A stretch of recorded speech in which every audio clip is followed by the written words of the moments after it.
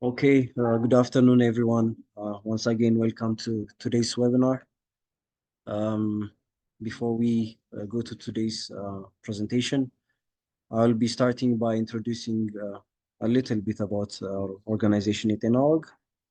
So Yetena Weg is a group of, it's a network of volunteers. It's originally registered in Pennsylvania, USA as a nonprofit organization, and it runs entirely by volunteer members. So none of our members are paid. So as of now, we have 70 active volunteer members across 5 different countries, and we're still accepting a lot of young, vibrant volunteers into our ranks. So the projects and engagements we do have can be broadly classified into 4, namely health promotion, community engagement, mentorship and skills sharing, and finally medical education. So today's webinar falls into the 4th project that we do, which is continuous medical education. We also have the research and quality insurance projects as well. So apart from these projects, we also engage in social responsibilities. So we're more than a digital platform. So we engage in different blood drive activities, health and art activities, as you can see in these pictures. These are some pictures of our past engagements.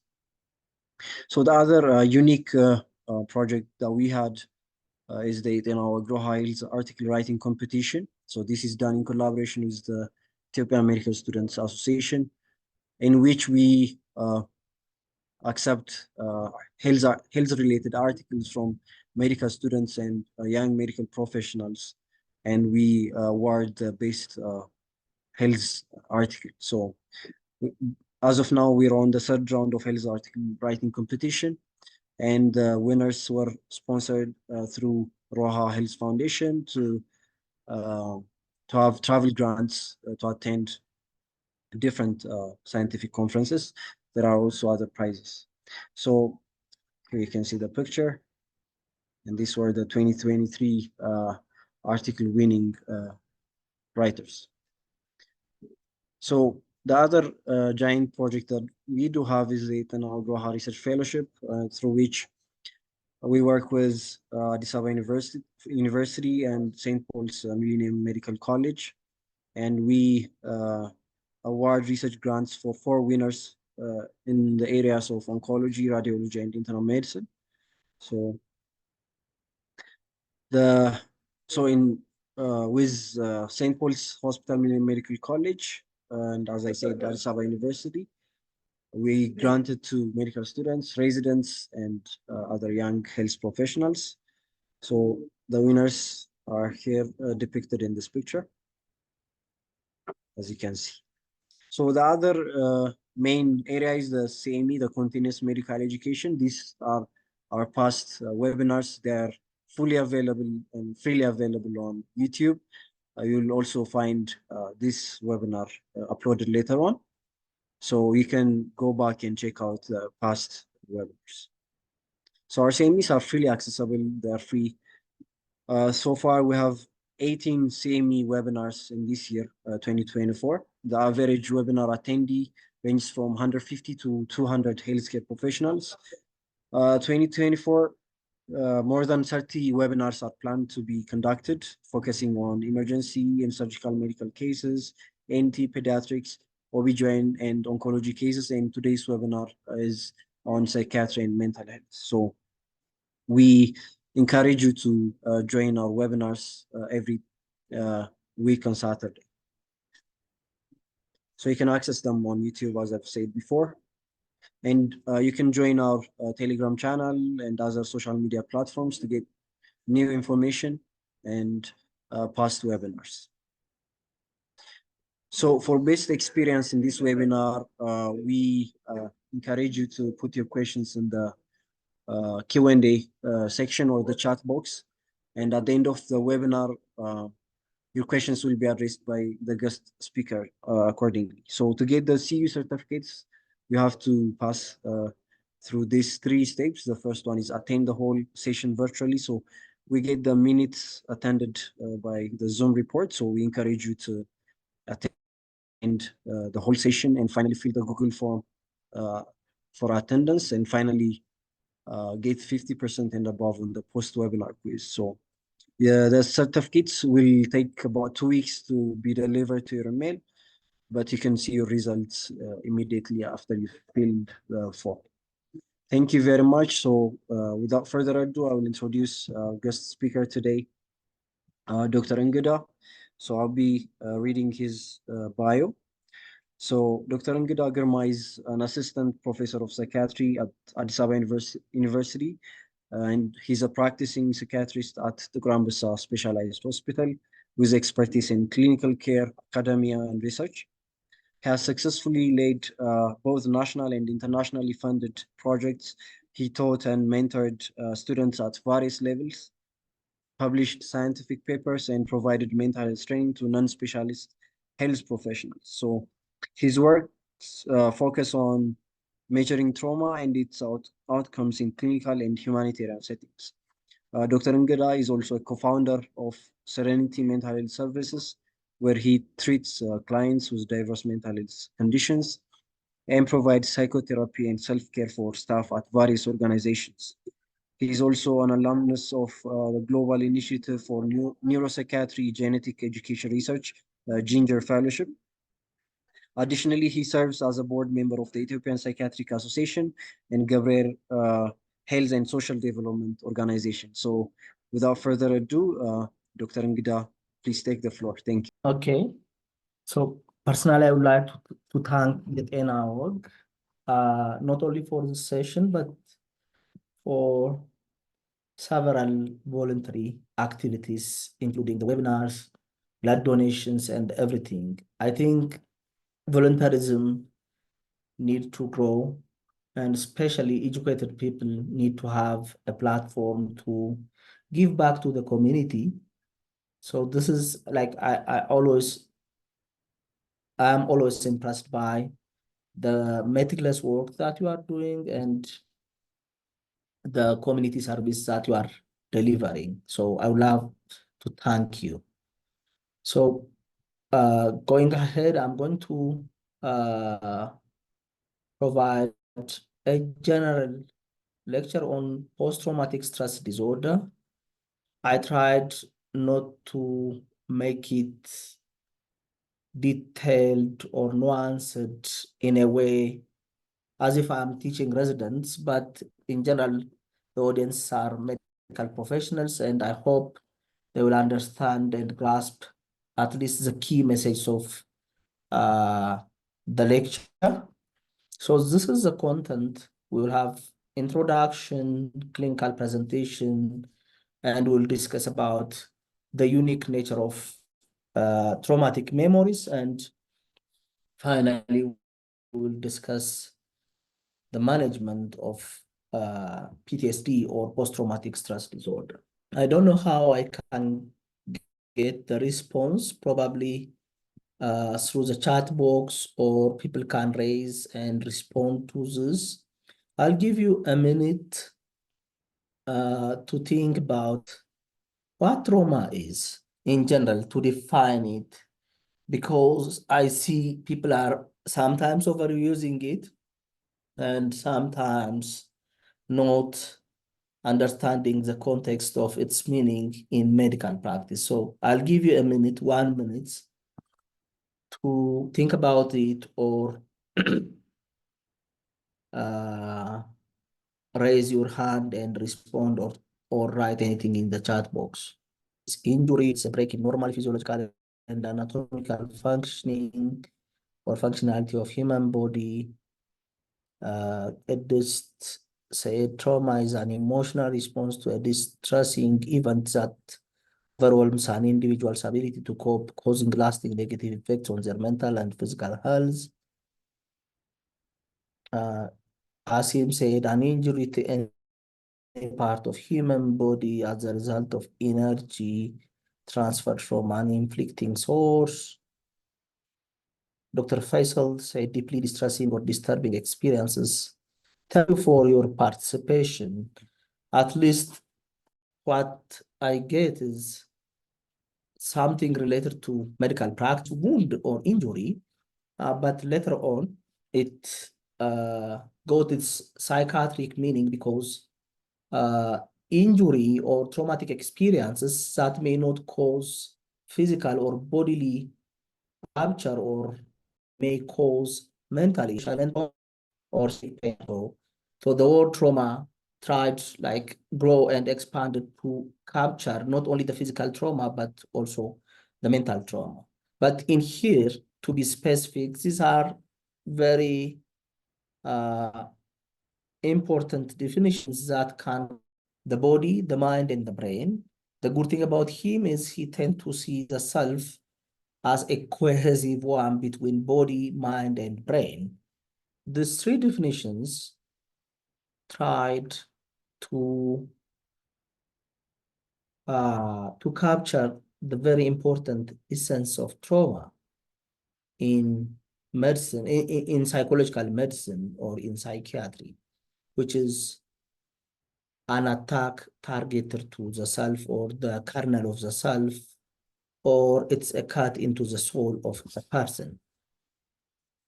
By the self, they mean, okay, our self organized differently, and by the self, they mean by how we identify ourselves, how we see ourselves. The impact or most of the symptoms of trauma goes beyond the biological responses, but it mainly tried to affect the identity of the person, who the person is, beyond the biology that we see. So these definitions, I love these definitions because they capture that very important nature or characteristics of trauma, which is being or affecting the person beyond the biology, the person's psyche, the person's sociology, the person's spirituality, everything will be affected. So they say the self, the soul, and the human kernel. So this is trauma in general. So what can be traumatic? As per the DSM, traumatic events are life-threatening events, any life-threatening events or rape that can be directly experienced by the person or directly witnessed by the person while others sustained that life-threatening trauma, or learning a very horrifying, horrendous, or gruesome days of loved ones. In here, by learning, it needs to be so gruesome, so sudden, and unexpected days of a loved one. It's not a random days of people. And the other experience that can qualify as a traumatic event is repetitive work-related exposure to life-threatening events. Let's say a police investigator being exposed to human remains daily or usually. But this exposure to this work-related exposure needs to be in person or directly. Virtual or audiovisual exposure to such events is not counted to be traumatic enough or potentially traumatic to cause PTSD. It doesn't mean other experiences do not cause distress, mental distress, or acute stress reaction, and so on. But to qualify for PTSD, experiences need to be so severe, life-threatening, or rape directly experienced by the person, witnessed, or learned. So, but the good thing to know is that these experiences, be it directly experienced or witnessed, doesn't always cause PTSD. So the common problem that we see in medical professionals, in general public, especially people who heard about trauma, PTSD, and so on, tend to equate exposure to trauma with PTSD, which is very, very much wrong, because only 8 to 10% people who are exposed to severe traumatic events do finally develop PTSD. So it's not equal. So a famous medical anthropologist, Arthur Kleinman, once said, suffering can't be usefully reduced to a psychiatric diagnosis of PTSD. So human suffering, as I said, it's not only about the biology, it's not only about the psychology, but a significant disruption in social, cultural, spiritual life do exist. A significant disruption in basic need do also exist. So it's very, very wrong to equate every suffering.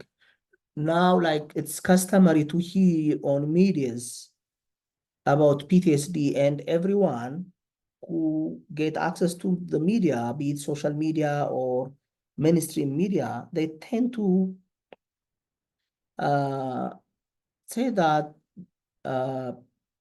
people develop PTSD, which actually significantly underestimates how resilient human beings in general are. So the other important or significant point will be, why do people respond differently? So as I said, some people after exposure do develop PTSD, some do not develop PTSD, some do not develop anything. Actually, only 20% of the population do have significant stress response after traumatic events, be it conflicts as in our country.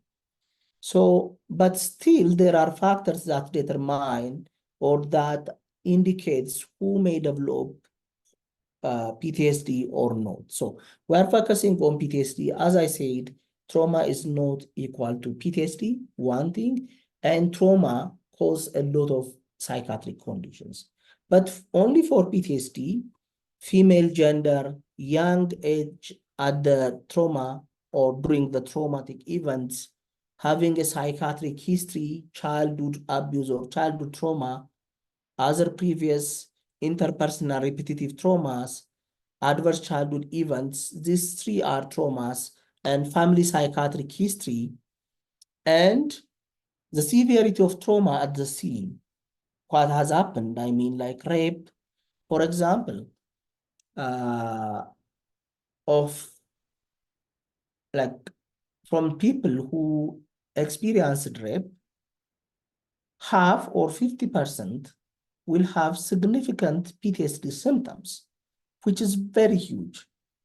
It's only rape that can lead to that significant prevalence or possibility of developing PTSD. So trauma nature, severity, and so on also has impact on the possible consequence of exposure to traumatic events. But of all the things, very significant one is social support with effect size of 0.4, which is a moderate effect size. So absence of social support in the aftermath of a traumatic event is a significant predictor of the possible development of PTSD than any other experience or any other pre-traumatic, traumatic, or post-traumatic factors. Somehow closer is ongoing life stressors, like after sustaining a significant traumatic event, if a person still is passing through significant life stressors or life events, that person is likely to develop PTSD with, again, another modest effect size. But the other thing, probably this is against human resilience, or this speaks about human vulnerability. With higher number of traumatic exposure, nobody is immune. So trauma do have a building block effect. So one trauma, like the occurrence of a single trauma, may not lead to PTSD. The second trauma, the third trauma, the fourth trauma. So like, it's like a building blocks. It tends to accumulate and test the limit of the person. And finally, the person will reach to the breaking point. So far, studies found that with 25 significant traumatic events, no one can be immune from developing significant symptoms of PTSD. So if you have questions, as Dr. Caleb said, I'm expecting that you'll write your questions on the chat box. So heading to clinical presentations, again, this is another discussion point. You can write on chat box. How do you think people or traumatized people present, or what could be the manifestations of PTSD, intrusive symptoms? So this is essentially a DSM criteria, or a criteria of diagnostic statistical manual. After exposure to traumatic events, if people develop these symptoms, we can diagnose them with PTSD. The first core symptoms of PTSD are intrusive symptoms, and the second one is avoidance symptoms, the third one is arousal symptoms, and the fourth one is alteration or negative alterations in mood and cognitions. When we see one by one, having one intrusive symptom is sufficient to fulfill the first criterion. So the first one is like by intrusion symptoms means like the person will significantly be troubled by the reminders, intrusive reminders of experiences. The reminder can be memories. While the person is awake, his mind will be taken away or taken back to the events, and the person will have the image in his mind, the voice, as if he's watching the movie, as if he or she is watching a movie. The things or the traumatic events will pop up in their mind again and again and again. The same happens in dreams. The third one is flashbacks. Flashback means it's somehow different. It's not remembering what has happened, or it's not being troubled by the mere memories of the event, but it is acting as if the event is happening in here and now. I remember a Rwandan girl when I work in the Odito hospital who walked into our OPD with history of serial rape on her journey to Ethiopia. And she reenacted as if she's being raped in the OPD. That's called reenactment or flashback of the event. So this is a very good correction to the common use. In common use, flashback is just having the memories in having the sudden appearance of the memories of experiences. But in psychological medicine, or in psychiatry, or in psychology, flashback is just acting as if it's happening in here and now. The other is significant reaction to exposure, significant reaction to being exposed to the events, be it a psychological reaction or physiological reaction or responses.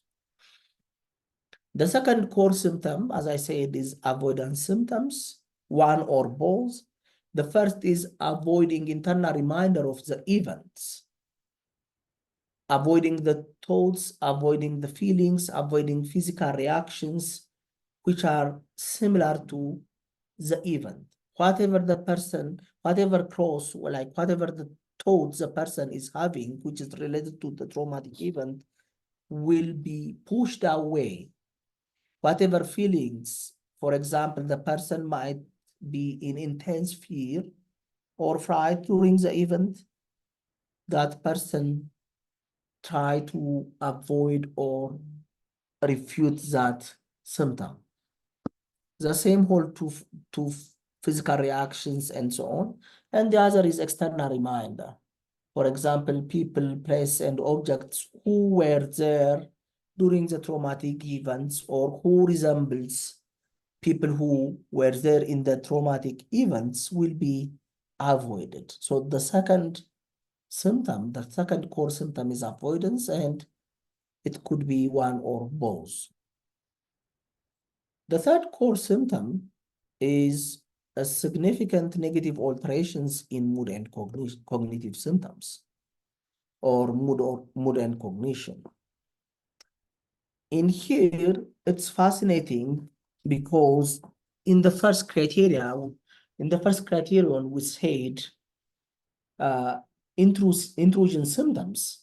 Now, the first bullet point under the negative alteration in cognition is inability to recall an important aspects of the trauma, which means having impairment in remembering what has happened. So this is one negative alteration, so people can be amnestic about the event. And the other one is markedly diminished interest or participation in significant activities, which is anhedonia, or losing interest in engaging in activities. The other is feeling of detachment or estrangement from others. This looks like derealization and depersonalization, where in derealization, the person feels as if the environment is unreal. If you see people who have derealization, they say በህልም ይመስለኛል ወይም ውሸት ውሸት ይመስለኛል፣ እውነት እኮ እንደሆነ አውቃለሁ ግን በህልም ይመስለኛል ይላል። So this is feeling detached from reality. The other is depersonalization. They feel as if they are unreal. They know that they are real. They are not psychotic. They are aware, but they are detached. And they feel as if they are unreal. ይህንን ከሳይኮቲክ ኤክስፒሪየንስ መለየት ያስፈልጋል። ያውቃሉ ሪል እንደሆኑ ያውቃሉ፣ ኢንቫይሮንመንታቸው ሪል እንደሆነ ያውቃሉ፣ ግን አንሪል እንደሆነ ይሰማቸዋል። ኢንቫይሮንመንታቸውም አንሪል እንደሆነ በህልም እንደሆነ እነሱም ውሸት እንደሆኑ ይሰማቸዋል። This is significant dissociative symptoms. The other is restricted range of affect, unable to have loving feelings, unable to have affection to their own children, affection to their own partner. This is significant. If we have time later on, you can raise it and we can discuss a lot about this. The other is the negative self-image. This actually is coupled by blaming oneself for the traumatic experiences. So, like perpetrators. So this is very important. Another important point is both victims and perpetrators could develop PTSD.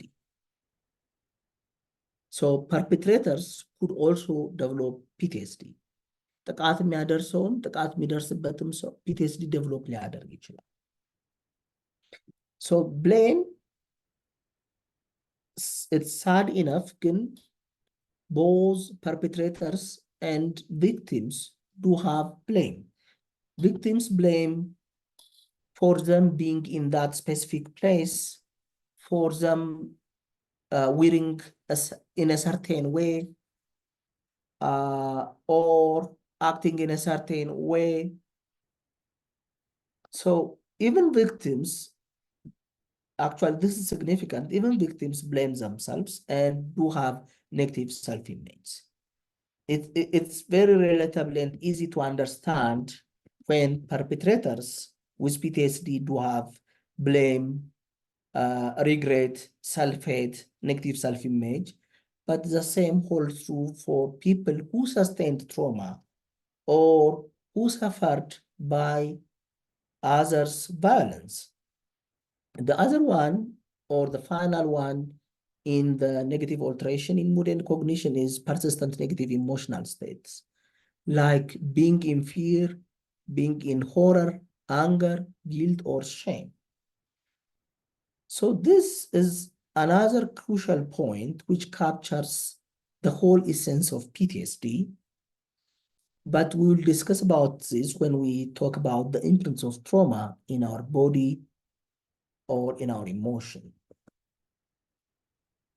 The final core symptom is persistent symptoms of increased arousal, or we call it hyperarousal, as indicated by two or more symptoms. Difficulty falling asleep or staying awake. So people after traumatic events may have difficulty sleeping or may have frequently interrupted sleep or sleep that's very much disturbed by nightmares. The other is irritability or outbursts of angers and or difficulty concentrating. So they are in vigilant state and they barely concentrate on one thing, but they are in startled and looking around them as if that traumatic event or that traumatic incident is going to happen again. So exaggerated start response, ለምሳሌ ቢል ዝልል ብለው ነው የሚቆሙት። ግን ይሄ ምንም ማለት ላይሆን ይችላል ሌላ ሰው ትራውማቲክ ኤክስፒሪየንስ ስለሌለው ሰው። ስለዚህ exaggerated, so they have exaggerated responses and reckless or self-destructive behaviors. Oftentimes these behaviors comes as a result of the other symptoms. They want to numb themselves. ራሳቸውን ማደንዘዝ ይፈልጋሉ። They want to silence their mind in the intrusive symptoms or the memories, the shame, the guilt, the self-hate. These are very difficult emotions to have, so they want to destroy them. ስለዚህ they will have reckless behaviors. But apart from the DSM symptoms, as I said, trauma is not equal to PTSD, and people with exposure to trauma, apart from PTSD, they will have several other psychiatric conditions as a comorbidity. But for your surprise, it's not only physical conditions, it's not only psychiatric conditions, but also physical conditions. Actually, trauma, exposure to traumatic event is linked to hosts of physical conditions like metabolic syndrome or tobacco use, diabetes, hypertension. So like significant chronic medical conditions are related with a repetitive exposure to traumatic events. But this is not the topic of our webinar, so I'll focus on psychiatric symptoms. For example, depression co-occur with PTSD in 50% of the cases. Dysthymia, or it's again depression, but not that severe like major depressive disorder in 22%, generalized anxiety disorder in 16%, phobias, and be it simple phobia or social phobia happens in significant proportions. Panic disorders and agoraphobia more often happens in female, and alcohol abuse, alcohol use disorder, other substance use disorder, and conduct disorders often occurs in males. So this is a common saying in psychiatry. As syphilis was to medicine, trauma is to psychiatry. Trauma can cause anything and everything in psychiatry. Trauma can be related with psychosis, schizophrenia, or bipolar, or depression, or PTSD, or anxiety disorder, or sexual dysfunction, or sleep problems. You can name it. Any domain or the whole, I think I can precisely say this. Trauma can cause the whole span of diagnoses in DSM. ስለዚህ significant and repetitive trauma ማንኛውንም አይነት psychiatric condition ሊያመጣ ይችላል. Probably the exceptions will be neurodevelopmental disorders.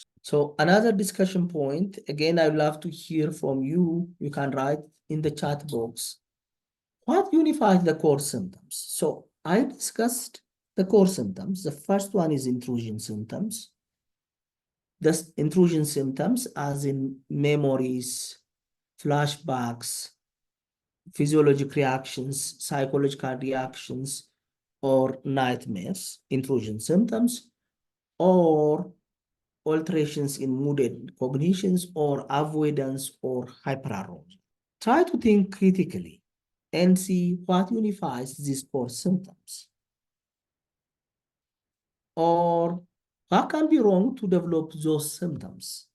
What can be wrong in our body, in our brain? This leads us to the imprints of trauma.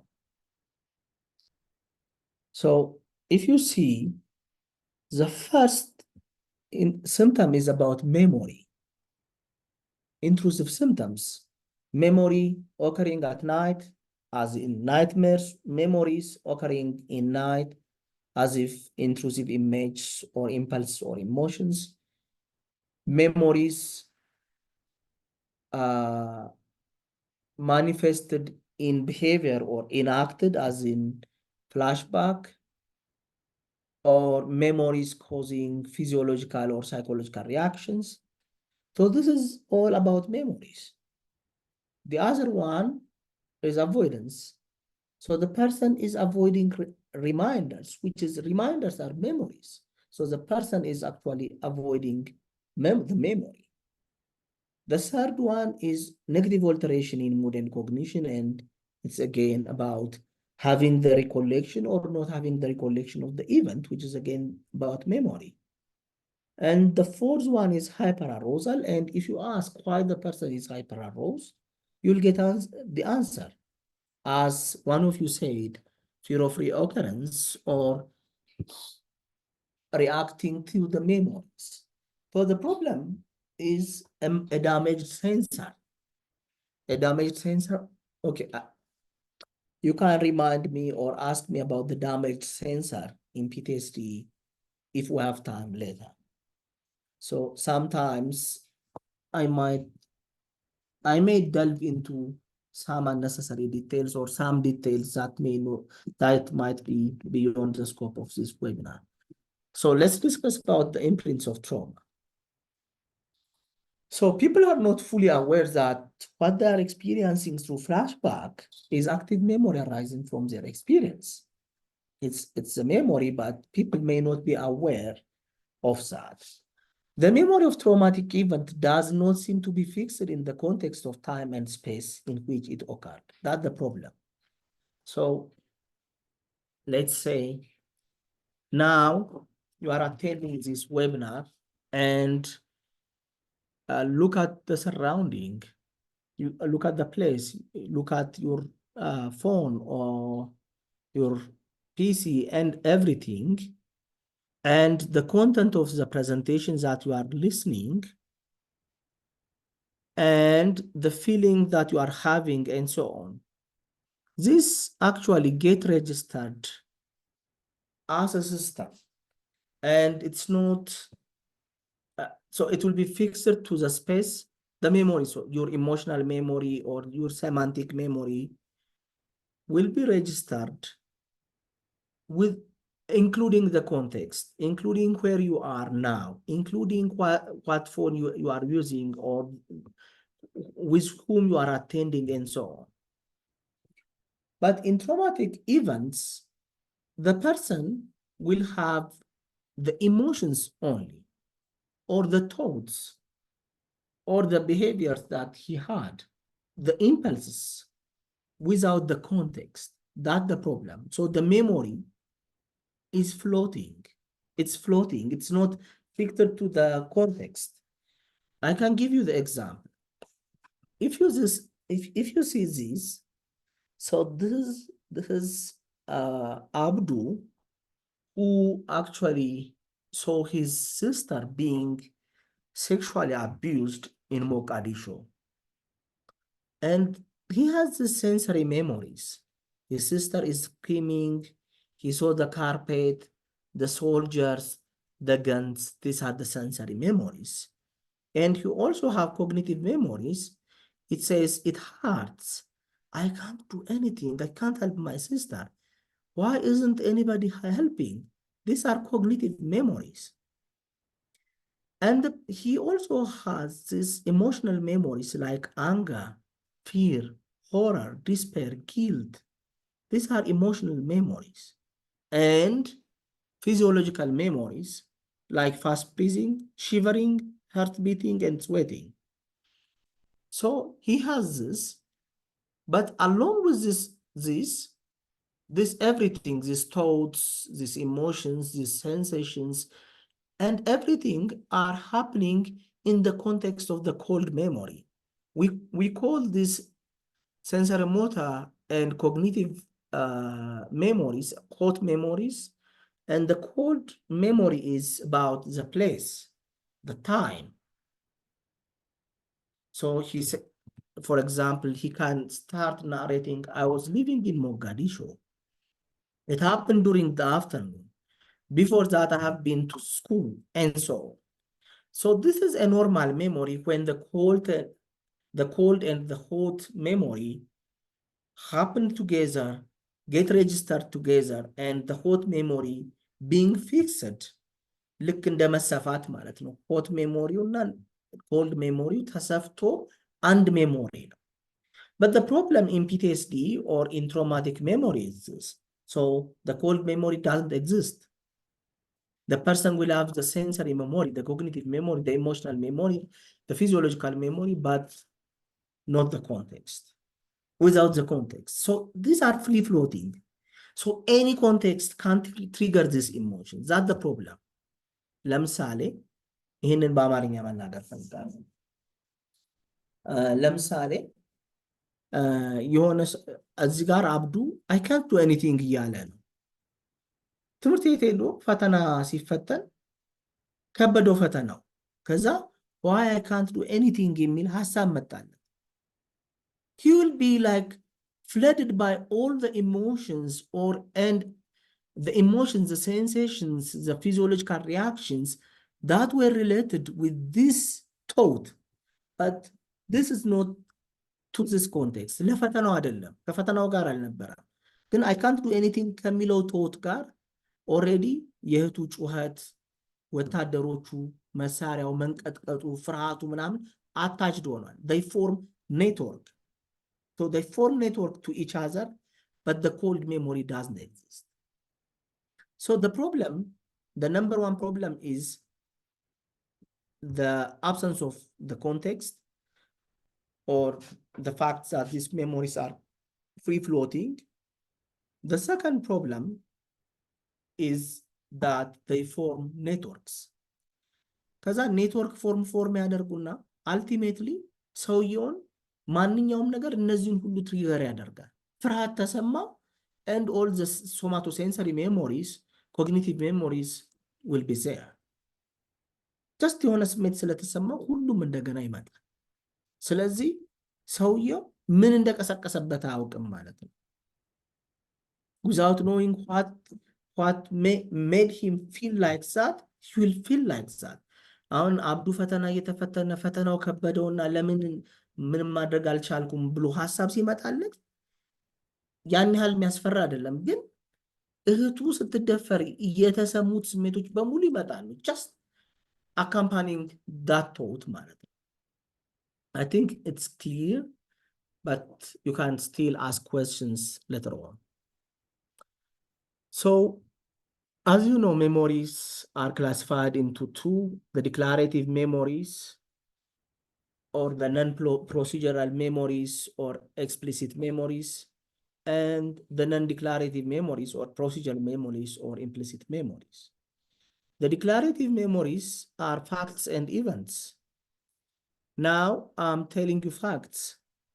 ስለዚህ ይህንን ሴቭ ሲደረግ it will be saved as declarative memories that can be declared, that can be stated, retrieved and communicated.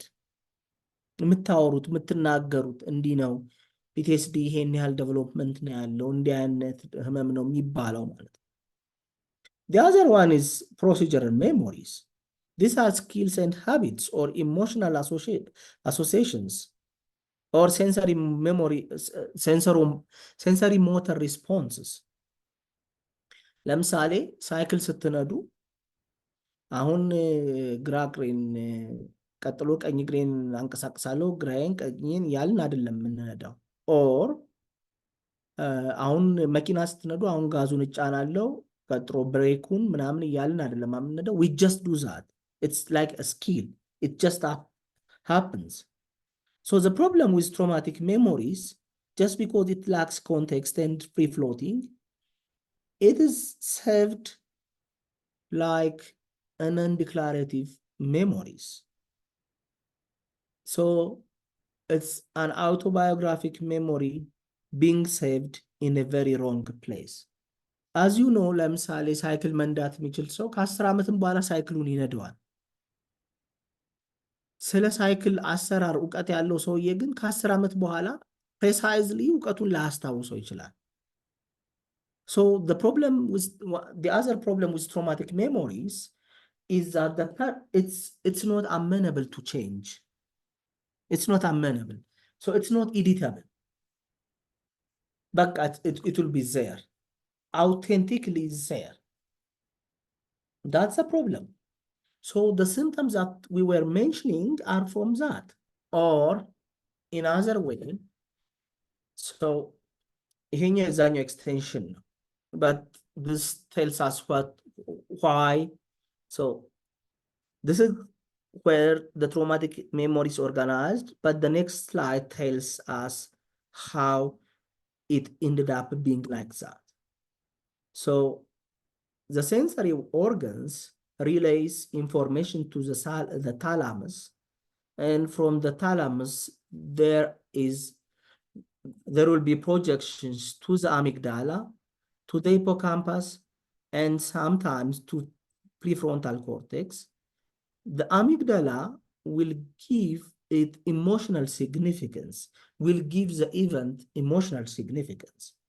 The hippocampus evaluate it, compare it with previous knowledge, and make a catalog.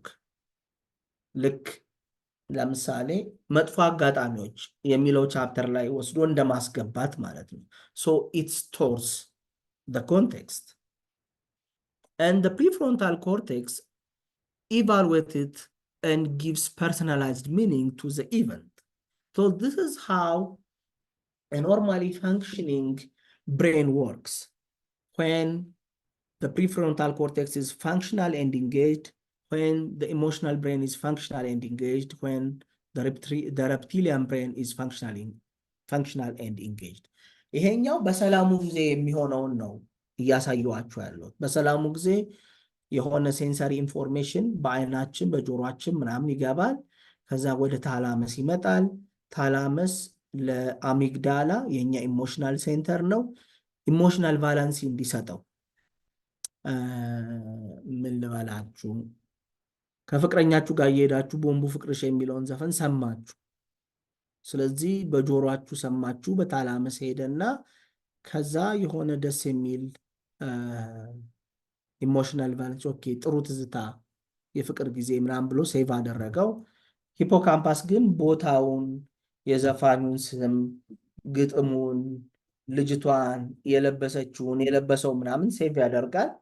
ከዛ ፕሪፍሮንታል ኮርቴክስ ደግሞ ትርጉም ይሰጠዋል። ይሄ ማለት እንደዚህ አይነት ነገር ነው። የሚል ማለት ነው። But what happens in PTSD or in traumatic memories is that, so the prefrontal cortex or the rational brain is shattered because of the enormity of the experience. The hippocampus is also shattered. So now every information from the thalamus is having only the emotional significances. ሌላው the context ምናምን የሚባለው ነገር is not properly saved. Or before the emotional, the sensory organs. For example, ቦዲያችን ሴቭ ያደርጋል ሜሞሪስ። in PTSD ለምሳሌ ስትደፈር ሽንጧን የተያዘች አንድ ሴት በኋላ በትዳር ውስጥ ሆኖ ባሏ ሽንጧን ሲነካው she may reenact as if she's being raped again, just because of that physical memories. The touch, that specific touch in that specific place will trigger the somatic memories, the somatosensory memories. So one of the places is somatosensory places, the other is emotional place. ስለዚህ እነዚህ ቦታዎች ላይ ሴቭ ተደርጎ ሌላው ቦታ ሴቭ አለመደረጉ that's a huge problem. ስለዚህ this is the reason why we say PTSD is a problem of memory. It's a disorder of memories. It's a disorder of memories where our brain structures will be shattered and didn't function well during the incident. But like the amygdala, even the amygdala can be shattered. And አሚግዳላው ራሱ አሁን እዚህ ጋር ስታዩት አሚግዳላው ፈንክሽናል ነው። ግን አሚግዳላው ሻተርድ ሲሆን ምንድን ነው የሚሆነው መሰላችሁ? ሰዎች ስሜቱም ምኑም የላቸውም። ይሄ ፊልም ላይ እንደዚህ አታዩም? ድንዝዝ ያለ ልጅ በጣም ደንግጦ ምናምን ድንዝዝ ያለ ምኑንም ነገር ማያስተውል የሚመስል That's when our emotional brain is also shattered along with the rational brain, and we'll be left with our reptilian brain. So we'll freeze like the reptiles. ልክ እንደ ረፕታይሎቹ ፍሪዝ ያደርጋል። እንደዛ ሲሆን በአብዛኛው ሰዎች የሚኖራቸው ነገር ዲሶሺየቲቭ ሲምፕተምስ ይባላል። በጣም ፋንታስቲክ የሆኑ or things that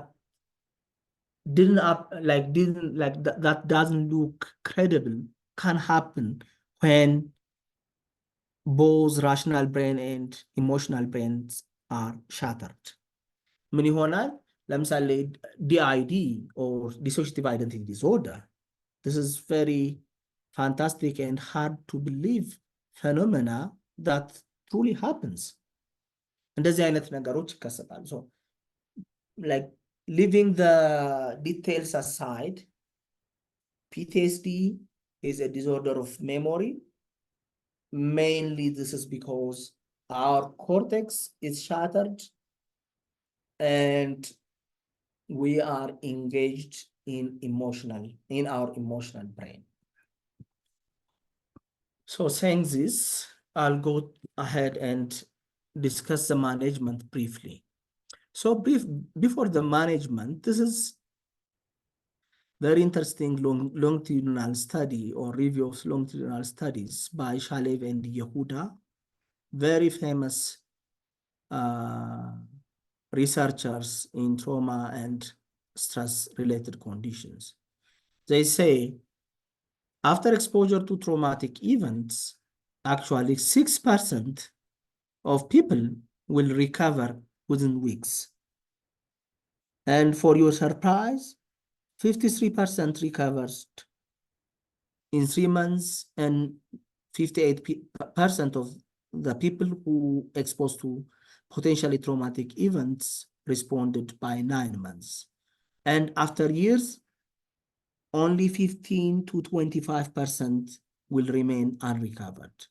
But this happens even without treatment. This is without treatment. This is the natural course of PTSD symptoms without treatment. So one of the key things is that around 60% of people do actually get well without treatment. So not everyone who is exposed to traumatic event need a medical treatment or individualized specialized treatments. This is a warning. This is not treatment, but this is a critique from a very known, again, another medical anthropologist and psychiatrist called Derek Summerfield. Especially, he's known for trauma-related or conflict-related mental health outcomes and culture-specific mental health interventions. He said the use of psychiatric words to describe suffering implies that PTSD is universal and context-independent, which is a lie.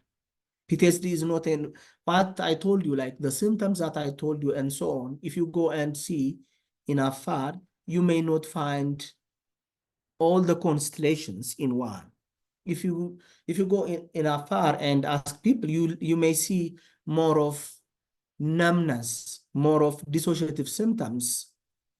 If you go to Amhara or Tigray, you may see, I mean, like I am mentioning these regions for a reason because they are passing through very difficult post-conflict state. If you go to Amhara and Tigray, you may see possessional trance state. You may see somatic symptoms for which you don't have explanation and so on. So like PTSD is not a universal construct. So this medicalization of suffering infers all suffering is pathological, an illness or disease, and must be treated within a medical model.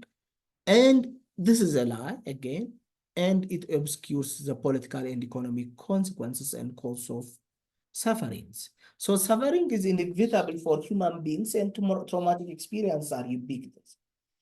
The one very important thing that I would love you to take from this session is that we are the result of our traumatic experiences. Trauma shapes who we are. Trauma defines how we see the world and how we define ourselves. Painful experiences actually creates everyone. It's not the pampers, or it's not the time where we were pampered. That matters a lot. But the pains, the losses, the separations do cause us. በጣም እንድታውቁት ስለምፈልግ ነው ይሄንን ኤምፋሳይዝ ማድረግ እንፈልገው። ብዙዎቻችን ወይም ሁላችንም የፔኖቻችን ውጤቶች ነን። ፔን ሼፕ ያደርጋል ሰውን። ፔን ስብናችንን መልክ ያስይዘዋል። ራሳችንን የምንገልጽበትን መንገድ፣ ዓለምን የምናይበትን መንገድ painful experiences ይሰሩታል። This is very important. እና trauma is ubiquitous. It's everywhere. ሁሉም ቦታ ነው ያለው። So like on average, 73, this is in global evaluation by Kessler and his colleagues. 73% of the global population reported at least one exposure to one potentially traumatic events. So this is huge. So to heal, we have always needed the institutions of societies where meaning and culture is sequestered. Schools for children, mosques, temples, churches. We need that. So like clinics only barely solves problems, especially when trauma occurs in conflicts like the case in our country. So in general, especially in conflict specific, working in a trauma-informed manner and trying to rebuild infrastructures and public institutions before delving into individual treatment is always important. But as clinicians, you need to know what can be done.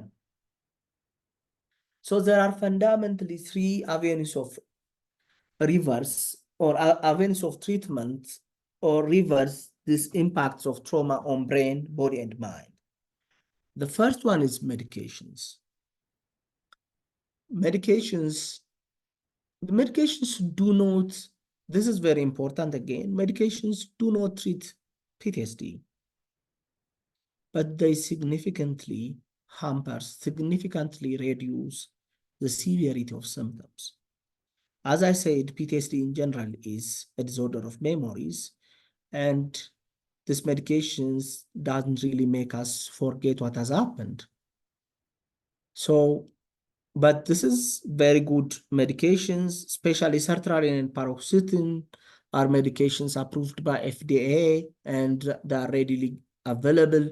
If sertraline is available in Ethiopia, fluoxetine is available in Ethiopia. So I'll go for sertraline because it has a more calming effect than fluoxetine, which activates the person.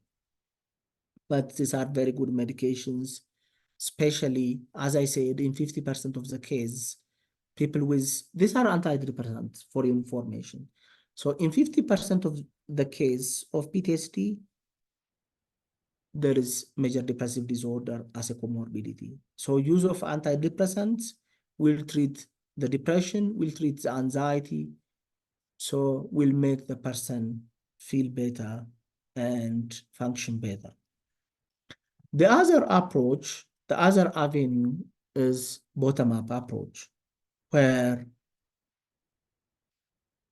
so this bottom-up approach is, as I said, traumatic memory will be saved in a somatosensory manner, even within our body. And through synchronous movements, be it dancing or singing or swimming or going to gym or exercise and so on, this actually gives the person some control, and that synchronous movements will give the person access to the medial prefrontal cortex and the emotional brain. And it's a calming, very calming, it has very calming effects. So we advised patients to do bottom-up activities like exercise and swimming beyond the synchronous movements and its ability to modulate the emotions. This is very important because it gives them a sense of control on themselves. So there are approaches that focus on the body up to the brain. The third avenue, which is very crucial, is a top-down approach which is different types of psychotherapies. So there are different psychotherapies, be it cognitive behavioral therapy, mainly imaginal exposure therapy, narrative exposure therapy for kids and adults, cognitive processing therapies, eye movement, desensitization and reprocessing, and a lot more. Like there are several types of psychotherapies which are used by different therapists to treat PTSD and the imprints of trauma in our mind. So with this, I'll end up my lecture, and I'm happy to hear and entertain your questions. All right. Thank you, Dr. Engida, for this very much insightful, practical, and also highly engaging sections that you have given us. I'm sure that feedback is also shared by our attendees as well. So we are now going to move on. Maybe in the meantime, while our attendees are answering the quiz, we can discuss on the questions they have forwarded, if that's okay with you. Okay, it's completely okay, I think. All right. So the first question was some people who experience nonviolent experiences like public humiliation or severe verbal abuse might experience symptoms of PTSD. How do we classify such patients? Okay. I think this is very important. And this will take us to types of traumas and one of the very important thing is trauma can be real or imagined. Trauma can be actual or perceived. So this public humiliation or criticism and so on might be taken seriously or might be taken seriously and may cause significant symptoms, but that barely is PTSD. PTSD is actually a serious condition, but the problem with this is, okay, the person may avoid the place or have the reminders or have acute reaction to the event that mimics PTSD, but that barely qualifies for a full criteria of PTSD that should happen. So the symptoms should occur for at least after a month from the occurrence of the event.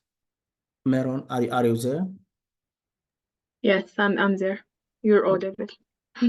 I think this should answer the question. So PTSD PTSD is constellations of symptoms, serious symptoms.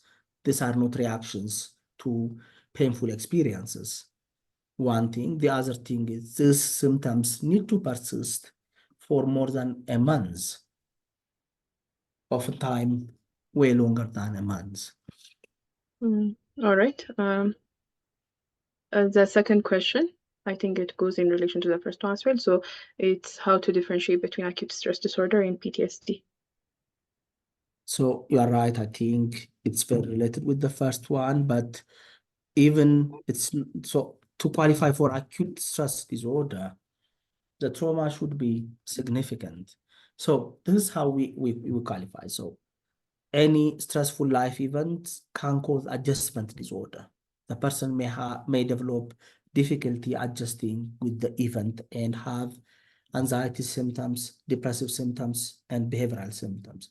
That's stressful events, and that's not a significant and life-threatening event or rape. But ASD and PTSD are largely differentiated by duration. So I'm talking about 3 disorders: adjustment disorder for stressful life situations, but for potentially life-threatening events, exposure to potentially life-threatening events. So for potentially life-threatening events, 2 avenues. One is ASD, the other is PTSD, but ASD should culminate by 1 month. If it goes beyond that, it's PTSD. Of course, there are some differences even in the symptomatology. All right. The third question is, what is the prognosis of PTSD? And in relation to that, how can early intervention alter the prognosis for someone with PTSD? Okay.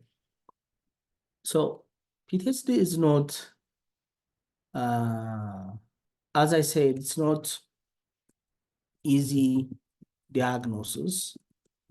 It's a severe mental health conditions which tend to stick for a quite long time. So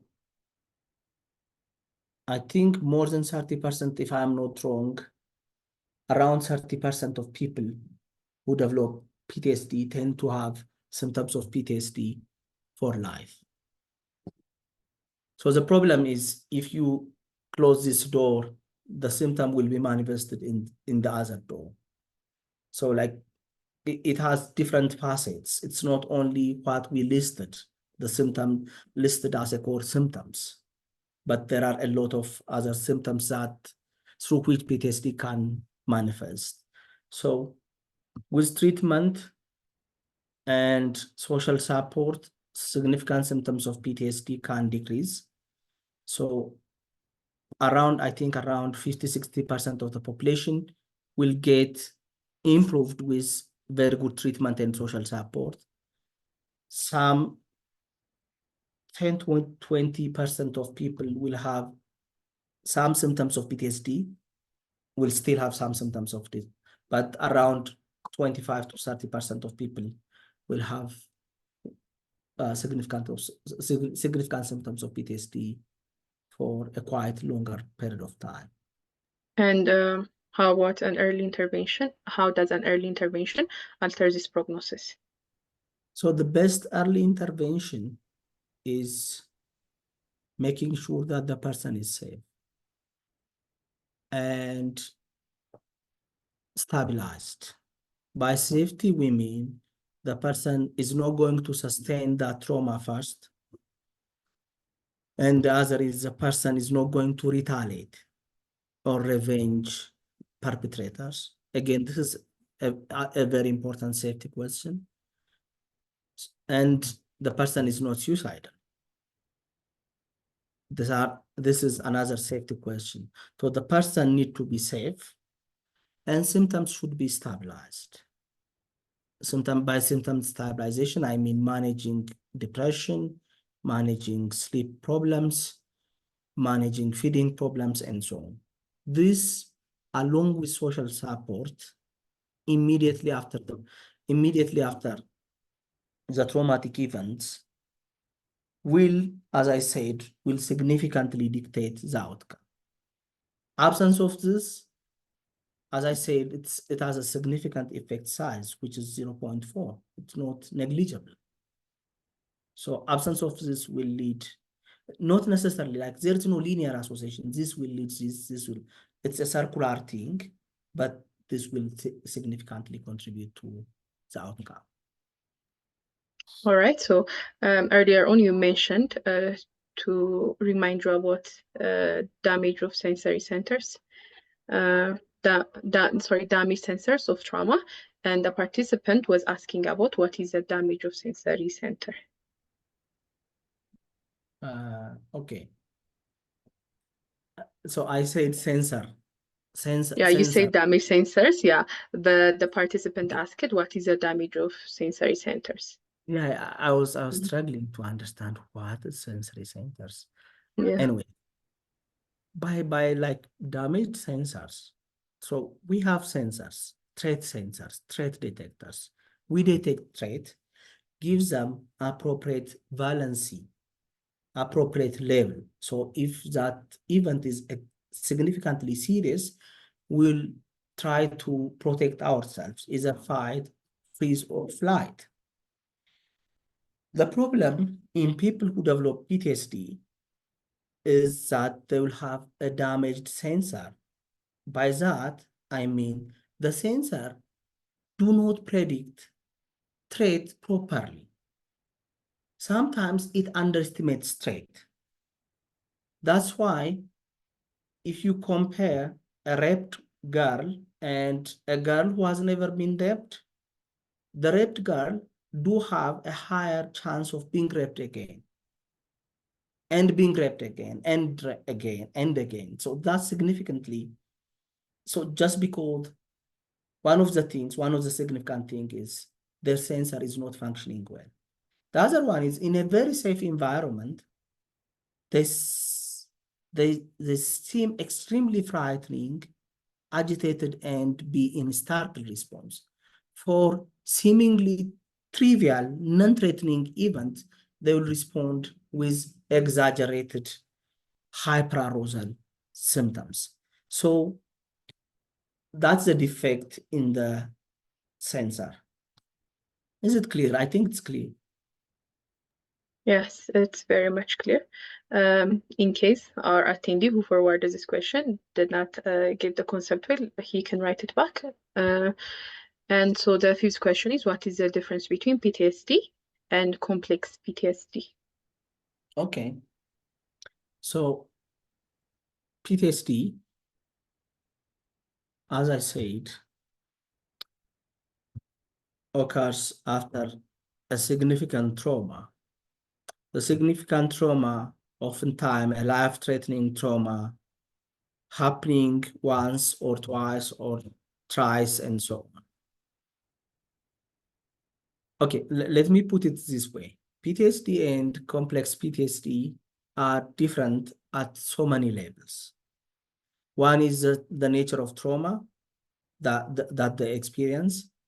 The other is the symptomatology, and the other is the consequence or the outcome or the complexity of the symptoms. So the first one, in PTSD, oftentimes it's a single blow. A single blow, I mean like a blow that happens once and after a while it will happen again and so on. In PTSD, in complex PTSD, it is a repetitive interpersonal trauma that happens for a longer period of time. Oftentimes, it happens in inescapable places. For example, a child being abused by her, her uncle at home or in the neighbor, where she can't escape. Since childhood, that might happen. It can be physical trauma, verbal trauma, or sexual trauma, any type of trauma, but this happens in repetition for a longer period of time, as opposed to the usual capital T trauma that cause PTSD.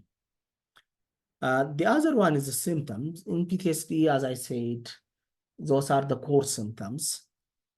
But in complex PTSD, the key symptom is emotional dysregulation, where the person cannot regulate his mood or her mood. They will be angry, agitated, sad, and excited at the time. Very short-lived and significantly fluctuating mood and altered sense of self, significantly altered sense of self and altered sense of perpetrators, sense of helplessness or powerlessness. So these are like significant symptoms. And at the end, what I want to say is about the complexity of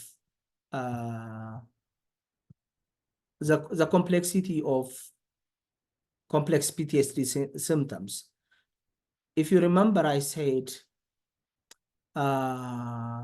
trauma defines who we are.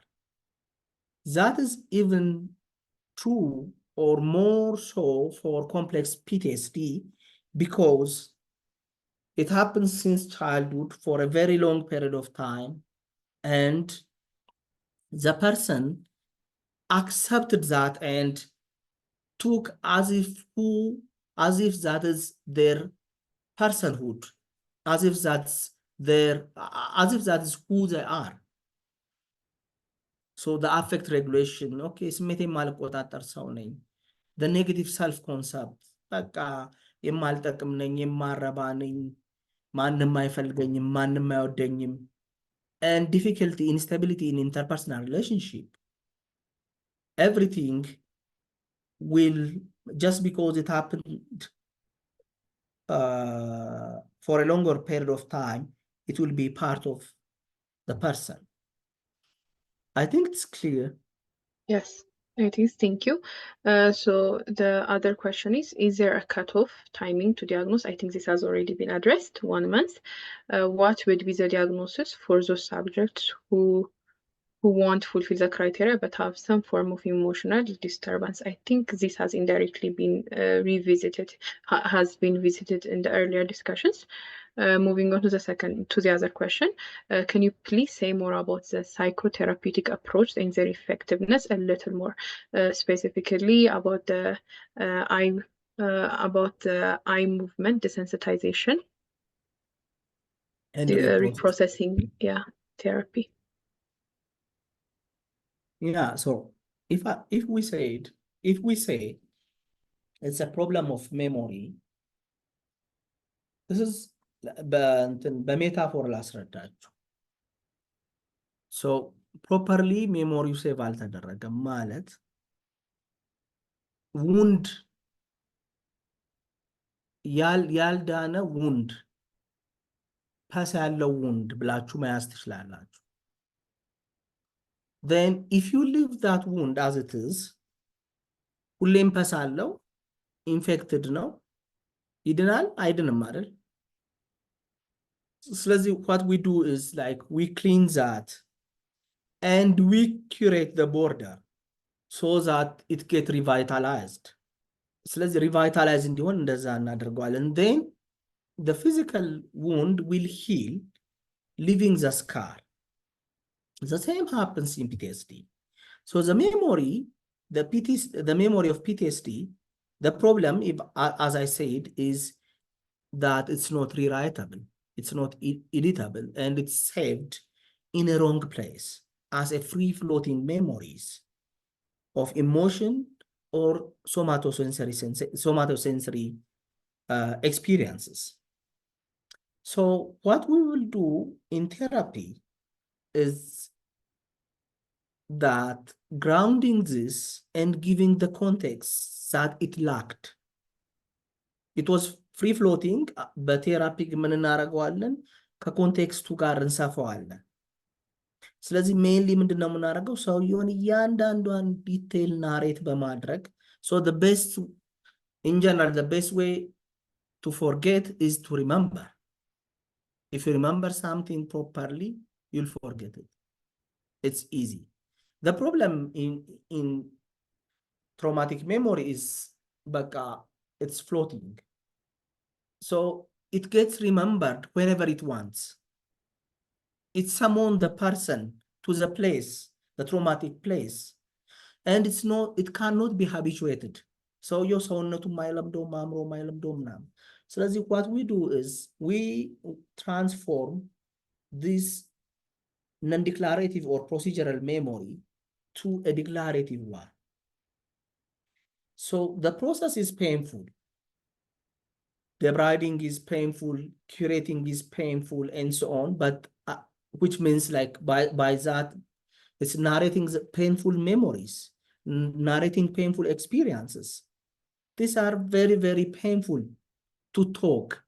And it's not easy because along with them there is a significant amygdalar memory. So after doing that, the outcome of the therapy will be the person will ultimately say, okay, what has happened has happened. I can't undo it, but now I can move on. So the person will be able to move on. So this is the core essence of most of the therapies. Their names is different. Some says this is EMDR, some say EMDR እንዲያደረጉ አይ ሙቭመንት ሰውየው ፎሎ እያደረገ ናሬት ያደርጋል the experience. ሙቭመንቱ እዚህ ነው፣ አይኑ እዚህ ነው፣ ግን ናሬት ያደርጋል experience, the details of the experience along with the emotions. Be it cognitive processing therapy or any other therapy, the ultimate essence is to transform the procedural memory to a declarative one, and the declarative memory will ultimately be forgotten. Not forgotten, but at least the person can impress it. Okay. አጭር ጥያቄሽ በረዥም እየመለስኩ ያስቸገርኩሽ መሰለኝ። No, አይደለም. It's well elaborately explained. So the other question is, how can we approach a patient who presents with traumatic experience, specifically sexual trauma, and showing symptoms of PTSD, which can be difficult to help the patient, hence giving history and getting consent to do medical procedures are compromised. How can we approach such patients, and how much would psychiatry side involvement help in such scenarios? I'm not sure if I get the question properly, but so let me answer it as I understand. And okay, do you want to elaborate?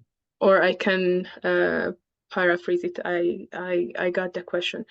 So okay. So this person is asking with regards to how to approach patients who are victims of sexual abuse. Specifically, if the PTSD is associated to sexual abuse, as a primary healthcare professional or as a primary healthcare responder, how should we approach them, and how much would psychiatry consultation or psychiatry side involvement would help in understanding or giving treatment to this patient. Okay, so this is how I respond to this question. The first thing is that if a woman is raped, her control or her boundary is transgressed or violated. The first thing is not to do harm, not to do the same thing by violating her right of not speaking, not telling the story. She has full right. Or not collaborating to a physical examination. She should have all the rights. So the care in one-stop centers or in such places should be trauma-informed. By trauma-informed, I mean it needs to understand that she sustained trauma and her right is violated, and we are not going to violate her right again. But we will respond properly by explaining the details of what we are going to do and asking her consent and being patient until she allows us or let us in, or until she is calmed down. So like it's very important. Time and patience is very important. We say follow your client's pace, her pace. ዛሬ መታ ለምሳሌ ምንም ነገር ሳትነግረኝ መሄድ ከፈለገች ሳትነግረኝ ትሄዳለች። ነገም ትመጣለች። So what I want to make sure is that this is a safe place. This is very safe. So making sure that.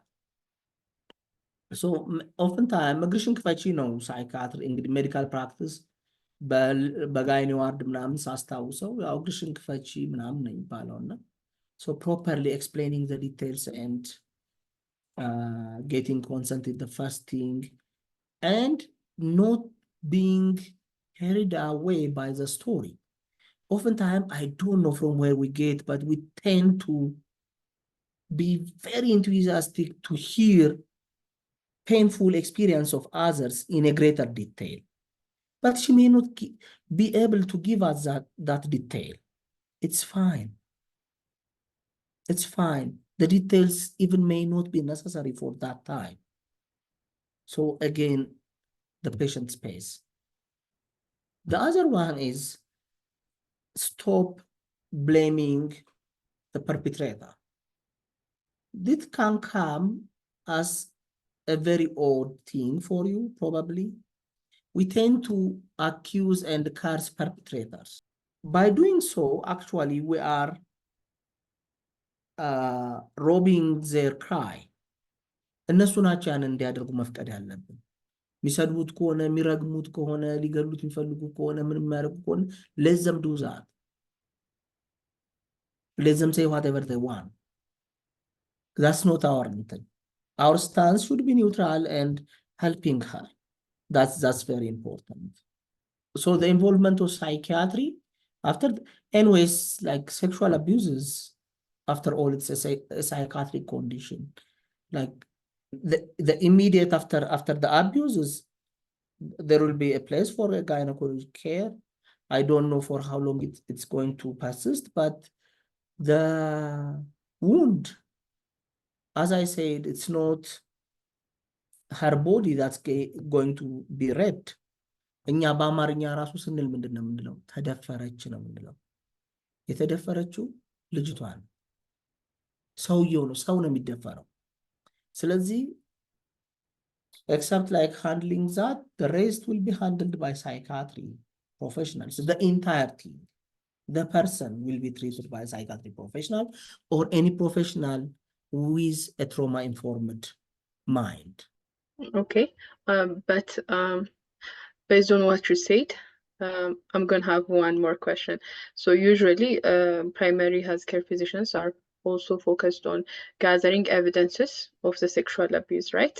Especially at times where the abused people, be it a guy or be it a female patient, are focused on legally pursuing the abuse, right? So in such cases, how can we balance going at the pace of their response with the time sensitivity of gathering evidences of the abuse? So here is a point. Once the legal process, if she wants like going through the legal process, she or he will be the one committing to divulge their private information. So it's not going to be violating their privacy as far as she's consenting to the process. So the problem with this is sometimes it's not their initiative. የእሷ ጥያቄ አይደለም legal process. It's the initiative of others. That's the problem. We are not treating them. We are treating her.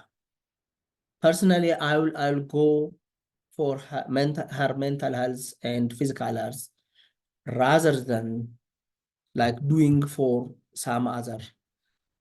I'm not saying like if she is committed, she's going to tell you. That's fine. And if you are patient and dependable, she's going to tell you. It's about ማልሰቦች ይናገራሉ ግን we don't have to nag them again and again and again as if we have this vested interest of hearing the sad story of people. Meron, does that answer your question? Yeah, it really answers the question. Thank you, doctor. So the other two questions are a bit interrelated and forwarded from the team for the sake of conversation. And so how does cultural background influence the presentation and treatment of PTSD? And this leads us to discussing about the challenges regarding diagnosis and treatment of PTSD in diverse populations. Okay.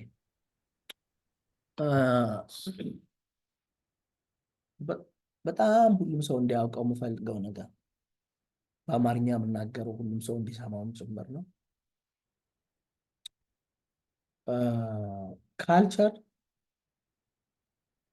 እንኳን ሲምፕተም ባዮሎጂን ሼፕ ያደርጋል።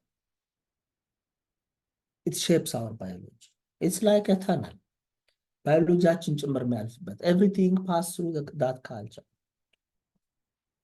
I have been to Afar, did a research, to Amhara and Tigray, did a research, and saw the symptom, and we hardly find a textbook PTSD. Why? PTSD is for the American psyche. PTSD is largely for people with egocentric self, where they define themselves from their body perspective, from themselves, from their own perspective. Our self-organization is somehow different. We tend to have a cosmocentric self where we define ourselves in our relation with the Almighty, or sociocentric self where we define in respect to the people with whom we are living. So any trauma actually damages that self. As I said, trauma affects the kernel of the self. So damages that sociocentric self, that cosmocentric self. So it affects our relation with the people with whom we are living and our relation with God. So the symptom, ዞሮ ዞሮ የሚመጣው ከሰውየው ነው አይደል? ሰውየው ደግሞ ሰልፉ ነው. How that person's self is organized. ለምሳሌ ላሊበላ ስንጠይቃቸው ምን አሉ? ይሄ አሁን ጸበል ላይ የሚጮሁት ቲፒካሊ ሴጣን ሲይዛቸው እንደሚጮሁት አይደለም ማለት this is different. We call that possessional trance state where the person dissociates due to the traumatic experience. Then flashback and intrusive symptoms and so on. A lot of people actually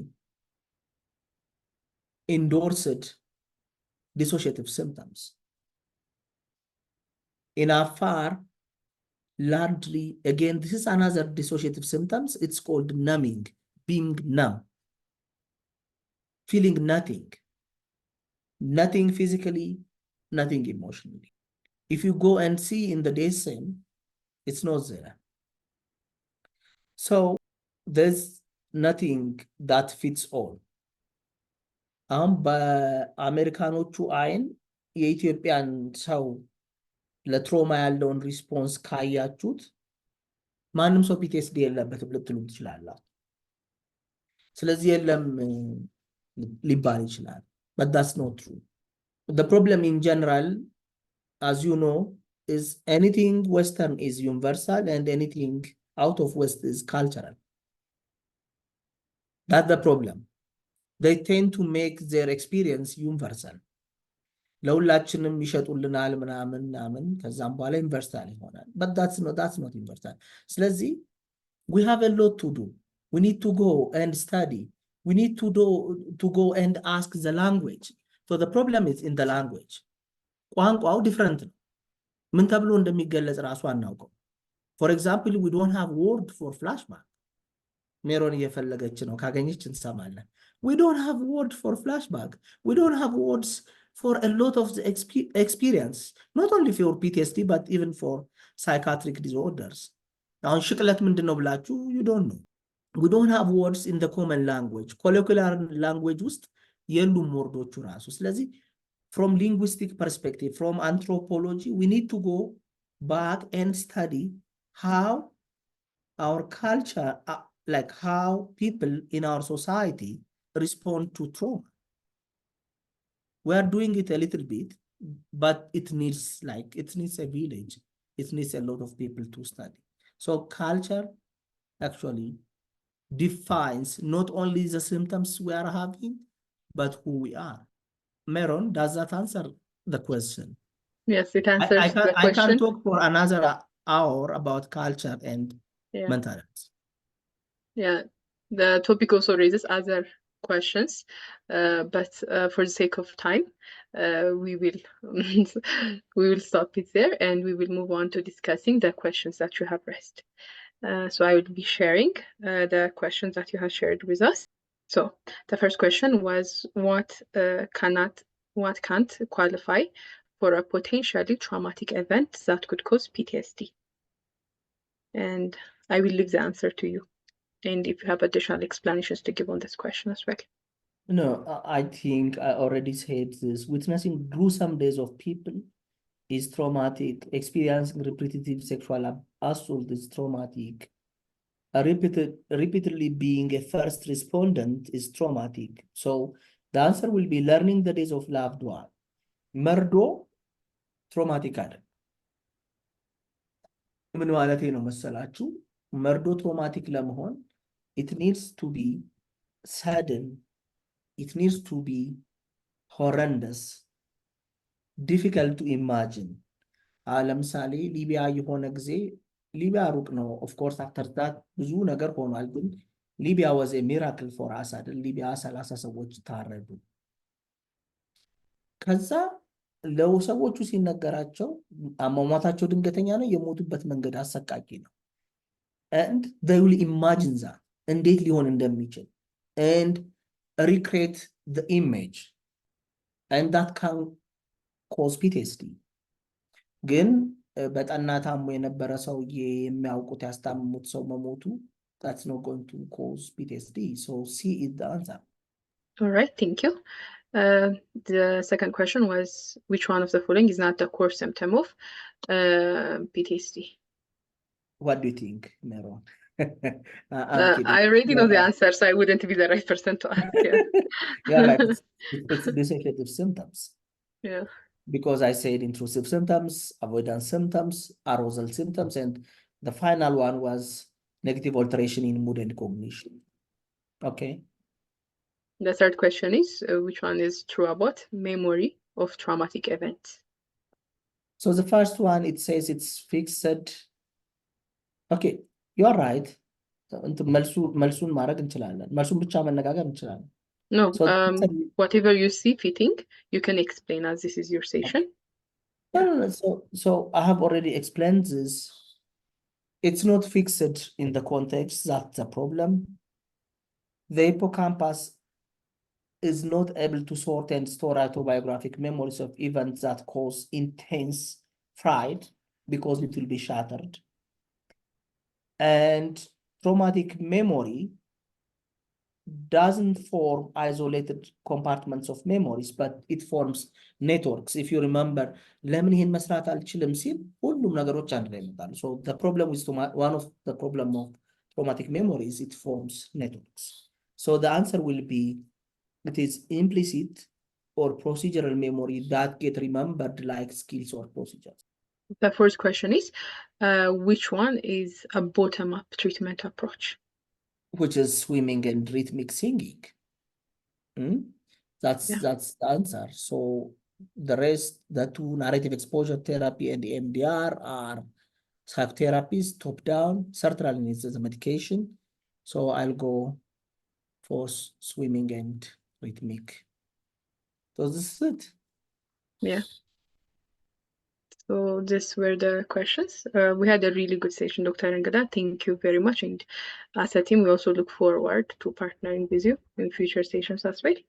And dear attendees, thank you very much for your time and your active participation as well. Is there anything you want to say, Dr. Engida? No. Thank you. Thank you, everyone. Have a nice night. Bye.